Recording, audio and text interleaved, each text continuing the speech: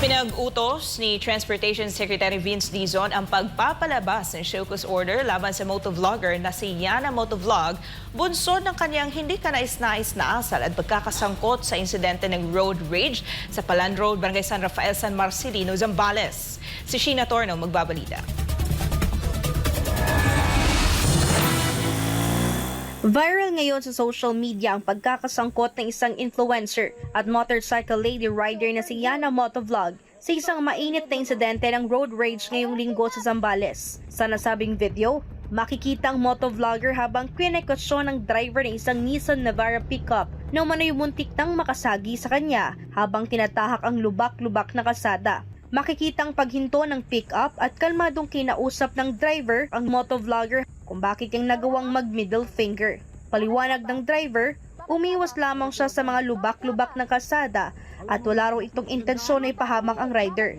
Kasunod nito, hindi na kanais-nais ang ipinakitang asal ng motovlogger.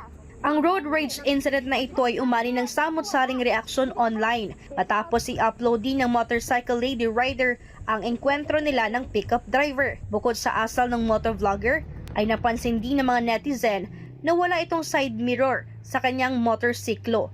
Malinaw itong paglabag sa batas trapiko. Ang mga reklamo sa nasabing motovlogger ay umabot daw sa opisina ng Department of Transportation o DOTR. Dahil dito, ipinag-utos ni DOTR Secretary Vince Dizon sa Land Transportation Office o LTO ang pagpataw ng show cause order laban sa motorvlogger. Pinatawan ng 70 araw na suspensyon ang lisensya ng lady rider dahil sa hindi kanais-nais na asal nito. Pinagpapaliwanag ng LTO ang rider kung bakit hindi dapat tuluyang ma-revoke ang lisensya niya. Nakatakda namang humarap sa opisina ng LTO ang motovlogger sa May 6 ng 2:00 ng hapon.